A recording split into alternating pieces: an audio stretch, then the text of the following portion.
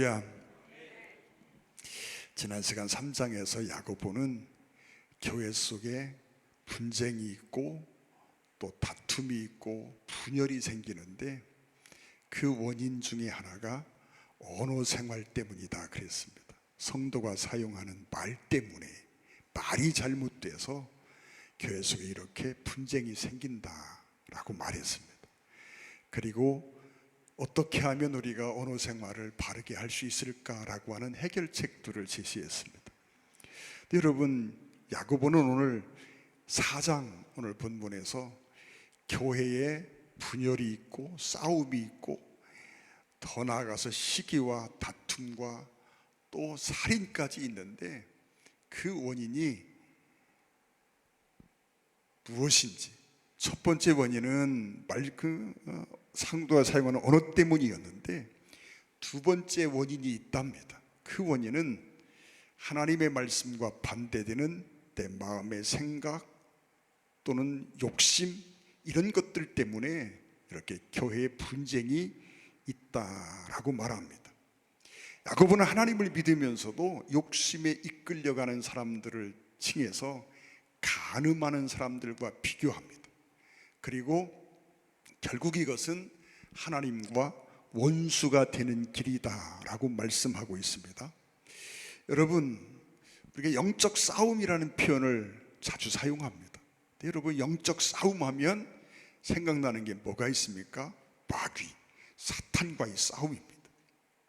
그런데 여러분, 영적 싸움에는 마귀와의 싸움만 있는 게 아닙니다. 하나님의 말씀과 반대되는 내 마음과 내 생각, 내 행동과의 싸움이 있습니다. 여러분, 이 사단과의 싸움과 또 내 속에 있는 하나님의 말씀과 반대되는 내 마음, 내 생각, 내 욕심과의 싸움, 이 둘 중에 어느 것이 더 힘들까요?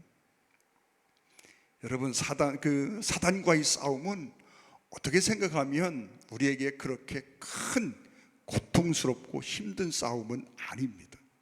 여러분, 우리가 내 내면에 있는 이 마음, 하나님의 말씀과 거스리는 내 마음과 생각과의 싸움은, 이 욕심과의 싸움은 굉장히 지리하고 힘들고 고통스럽고 정말 어려운 싸움이 이 싸움입니다. 사도 바울은 이 싸움이 얼마나 힘들었는지 탄식하며 그렇게 말하지 않습니까? 오호라, 나는 곤고한 사람이로다. 누가 이 사망의 몸에서 나를 건져내리. 바울이 자기 속에 있는 이 싸움을 이야기하고 있습니다.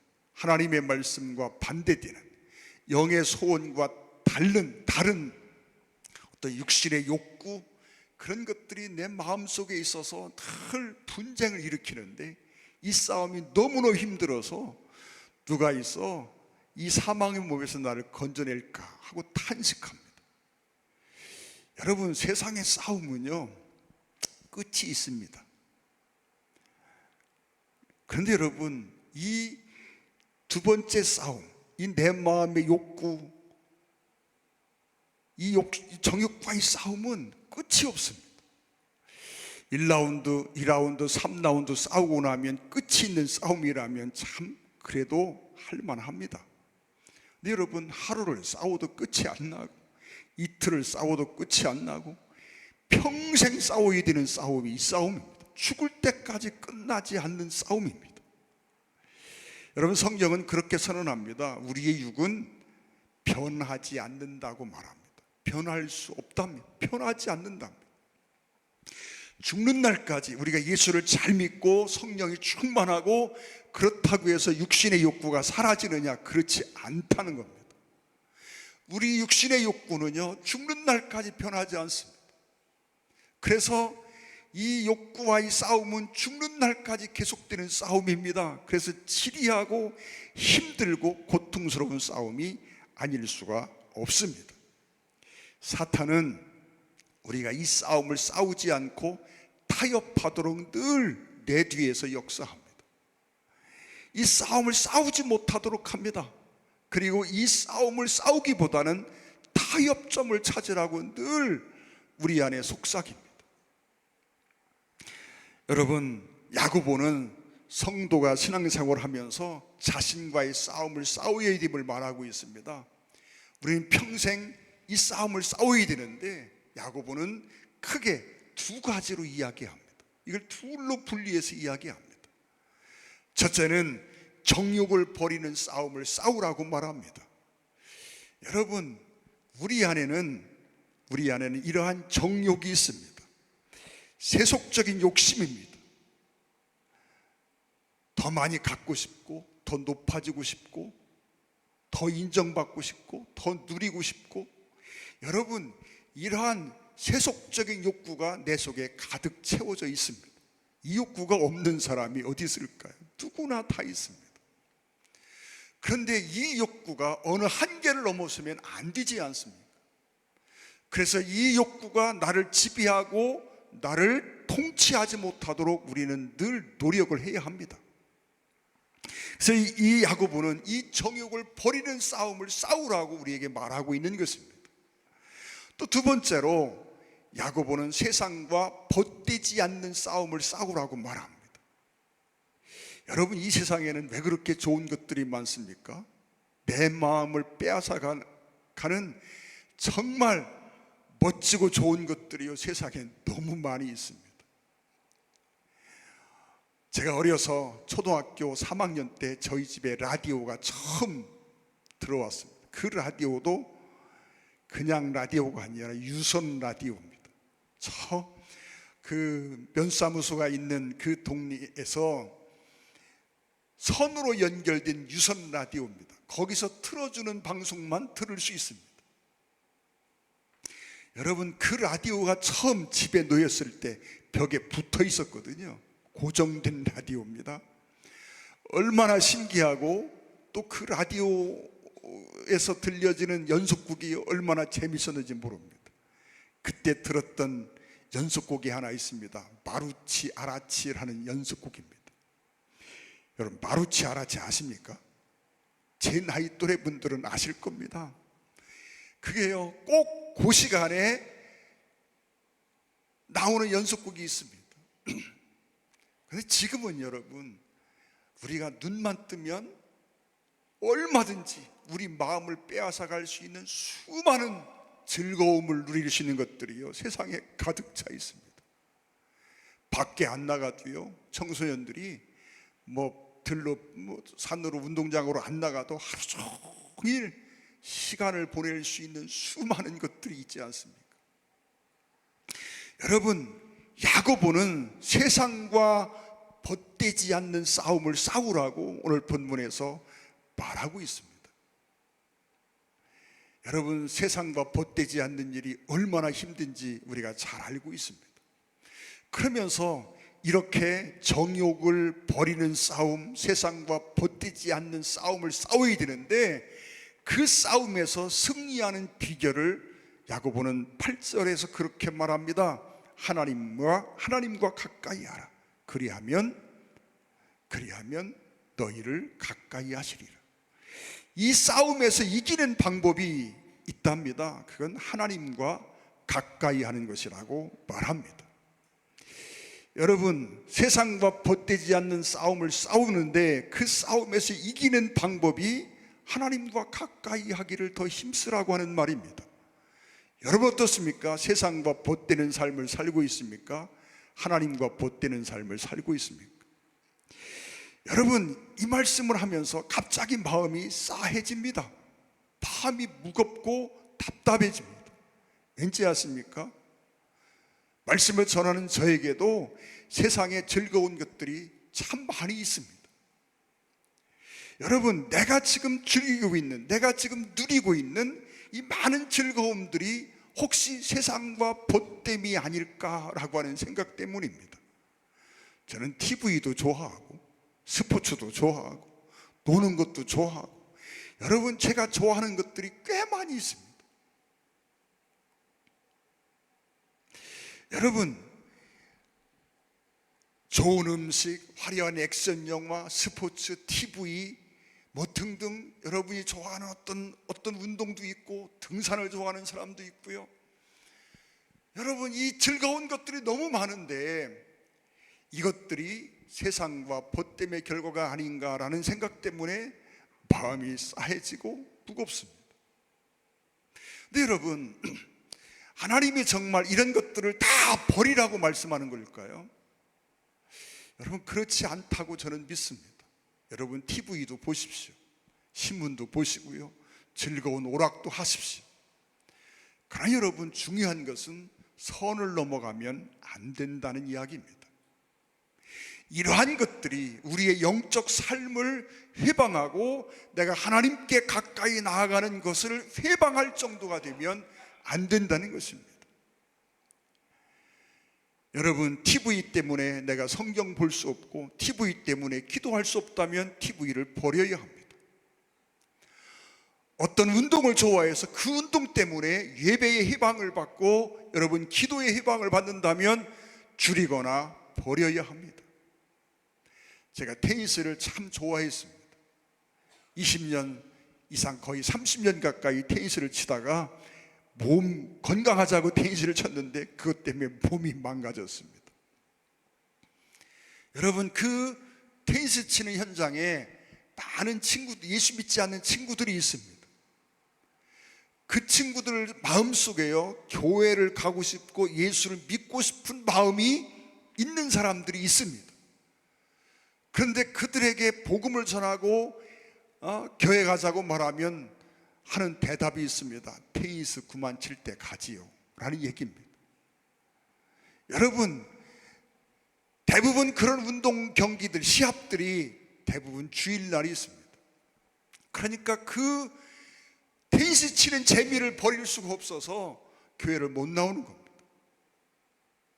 여러분, 신앙생활을 하는 친구들 중에 테니스를 좋아하는 친구들이 있었습니다. 그 친구들 보면 여러분 주일을 반쯤은 지키지 못합니다. 왜 지키지 못하는지 아십니까? 그 테니스 시합 때문에 주일을 빼먹습니다. 여러분, 어떤 일들을 하나님이 도무지 하지 말라고 하는 것이 아닙니다. TV도 볼 수 있고 연속곡도 볼 수 있고요, 여러분 좋아하는 스포츠도 할 수 있고 다 할 수 있습니다. 그러나 그런 것들 때문에 내가 영적으로 반드시 해야 되는 어떤 일들에 대해서 해방을 받는다면 우리는 재고할 필요가 있습니다. 여러분, 우리가 이 즐거움이 쾌락으로 넘어가는 경계가 있습니다. 그 경계를 잘 알아야 합니다. 지나치면 안 되는 법이지요. 여러분, 각선희 목사님이 하시던 말씀 제가 드린 적이 있습니다. 그분이 볼링을 엄청 좋아하셨답니다.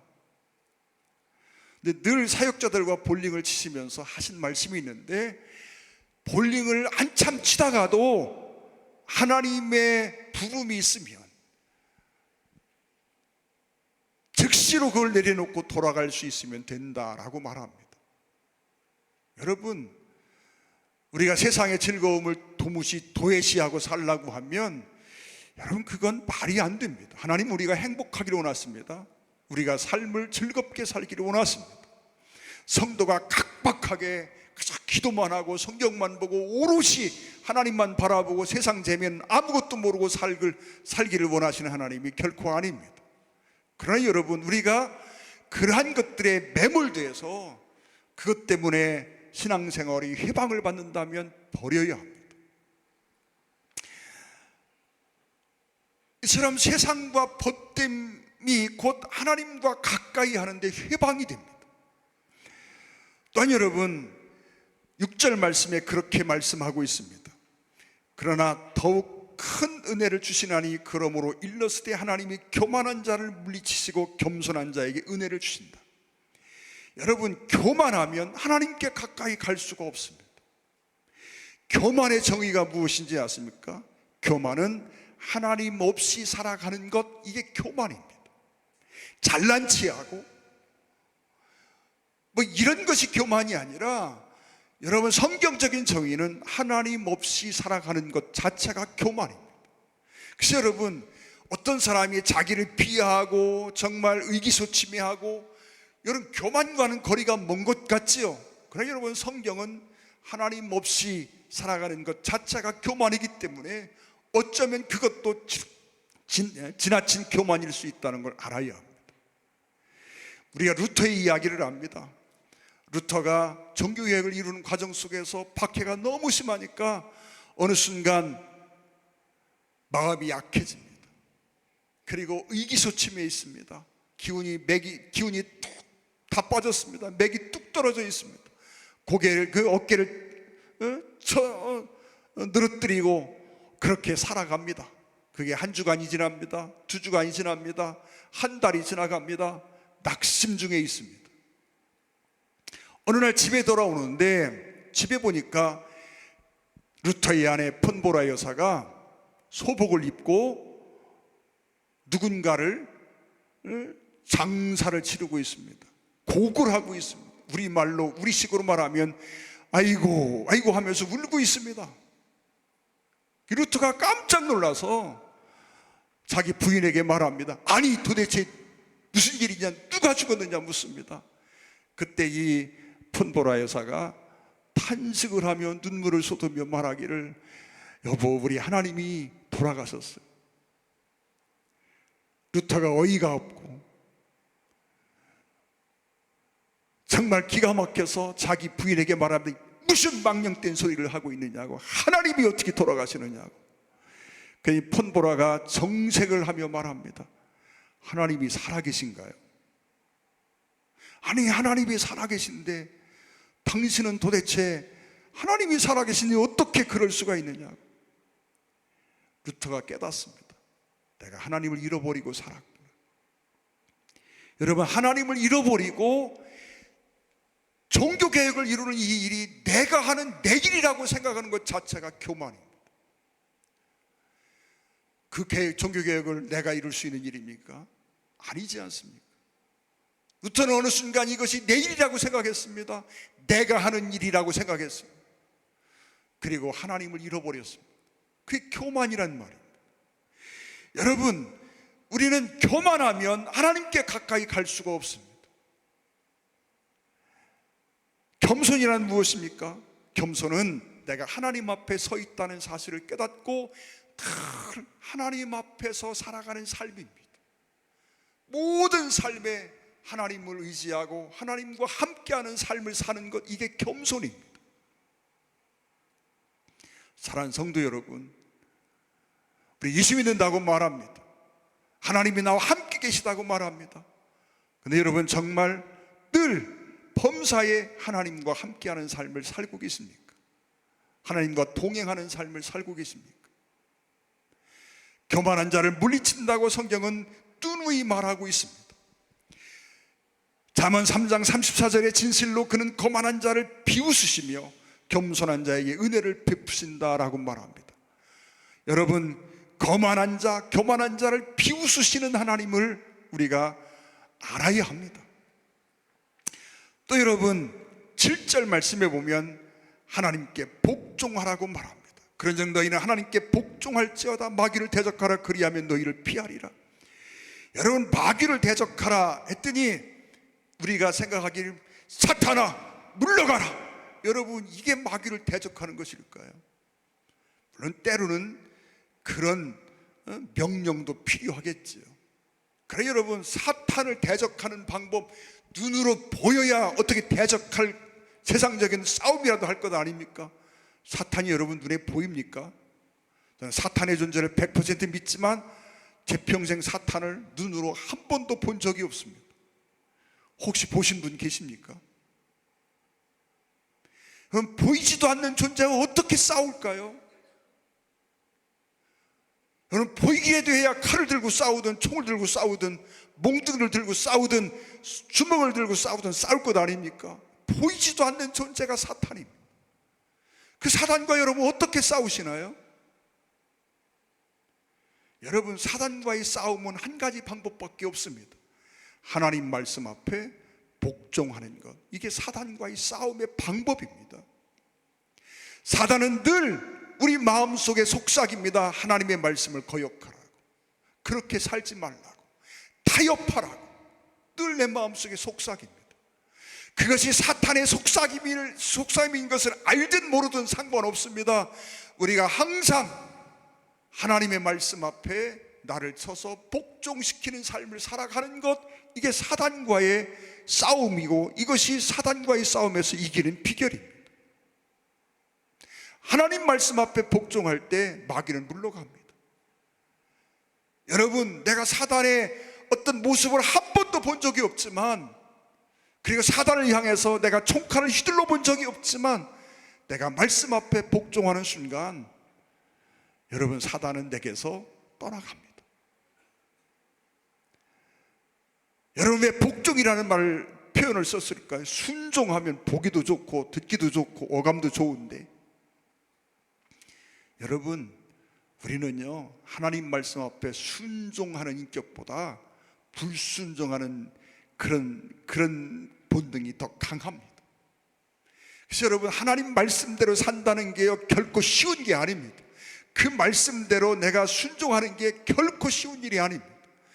그래서 여러분, 말씀대로 살기려고 하면 내가 포기해야 되는 것들이 생기고, 그걸 포기하기가 마음 아프고 아쉽고 안타깝고. 그래서 여러분, 복종은 뭡니까? 내가 하기 싫은데 결코 그렇게 하고 싶은 게 아닙니다. 그런데 해야 하니까 하는 게 복종입니다. 하나님의 말씀이 가라는데 나는 가기 싫습니다. 가기 싫어도 가는 게 복종입니다. 하나님께서 뭘 해라 하는데 막 그게 하고 싶고 기쁘고 좋은 일입니다. 그래서 기쁘게 그 일을 하면 순종이겠지요. 그러나 하나님의 말씀이 내게 주어질 때 그렇게 기쁘고 신나고 즐거운 일들은 그렇게 많지 않습니다. 대부분은요 복종해야 되는 일들이 훨씬 많습니다.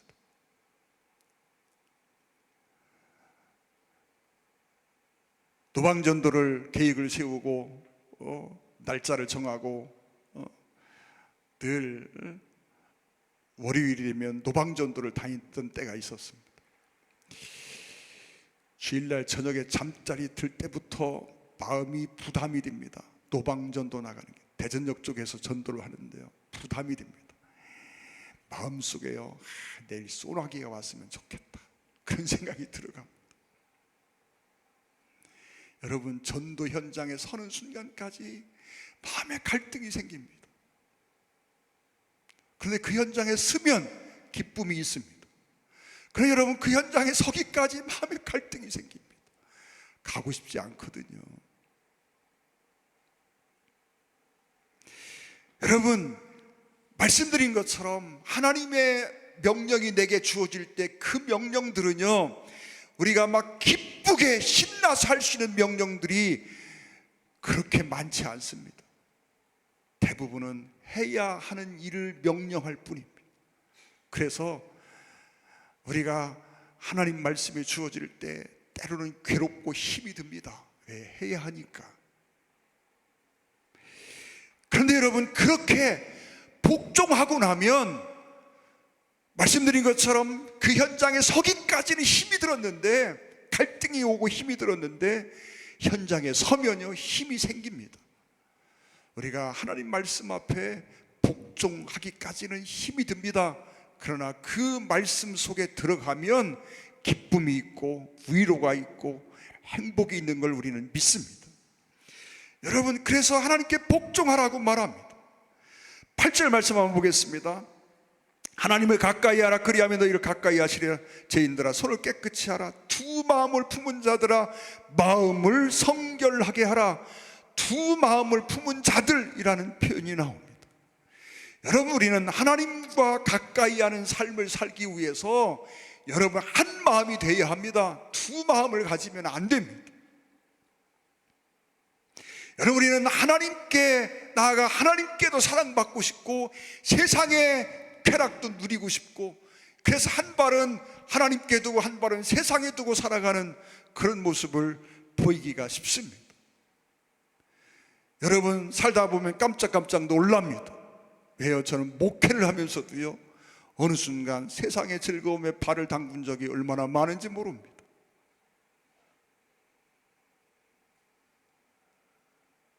사랑하는 성도 여러분, 우리는 두 마음을 품은 자가 되면 안 됩니다. 우리 속담에 동가식 서가숙이라는 말이 있습니다. 어떤 관연한 처자에게 중매장이 와서 신랑감을 소개합니다. 동쪽에 있는 신랑감은 돈이 엄청 많은 부자입니다. 그런데 생긴 게 좀 못생겼습니다. 근데 서쪽에 있는 신랑감을 얘기하는데 참 멋지게 생겼는데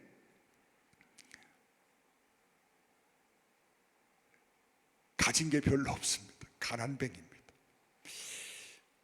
중매쟁이가 이 두 사람 중에 누구를 선택했으면 좋겠냐 그랬더니 밥은 동쪽에 가서 먹고 잠은 서쪽에 가서 자면 좋겠다. 여러분, 그래서 동가식 서가숙이라는 말이 생겼다. 여러분, 이게요 인간의 어떤 본성을 찌르는 그런 얘기입니다. 우리가 신앙생활을 하면서 그렇지 않나요? 하나님께 사랑받고 싶은 욕구가 있습니다. 천국의 복락을 누리고 싶은 욕구가 있습니다. 하나님 앞에 설 때 칭찬받는 인생이 되고 싶은 욕구가 있습니다. 그런데 당장 눈앞에 있는 이 세상의 쾌락을 놓치고 싶지 않습니다. 여러분, 내가 지금 TV 보는 시간을 조금 줄이고 조금 더 기도하고 성경 보면 하나님이 기뻐하시는 걸 압니다. 그런데 지금 당장 육신적인 욕구는 이 TV 연습곡이 너무너무 재밌습니다. 연습곡을 하나만 봐도 좋은데 하나 보다 보면 둘 보고, 둘 보다 보면 셋 보고, 셋 보다 보면 넷 보고 그러지 않습니까? 일주일에 연습곡을 4가지, 5가지 보면서 어떻게 성경 보고 기도하고 전도하고 그리 하겠습니까? 그러니 그 모습을 보고 있는 하나님은 답답합니다. 속상합니다. 그래서 하나님과 나 사이에 갈등이 생기는 겁니다. 여러분, 5절 말씀 한번 보겠습니다. 너희는 하나님이 우리 속에 거하게 하신 성령이 시기하시기까지 사모한다 하신 말씀을 헛된 줄로 생각하느냐? 하나님이 우리를 어떻게 생각하느냐?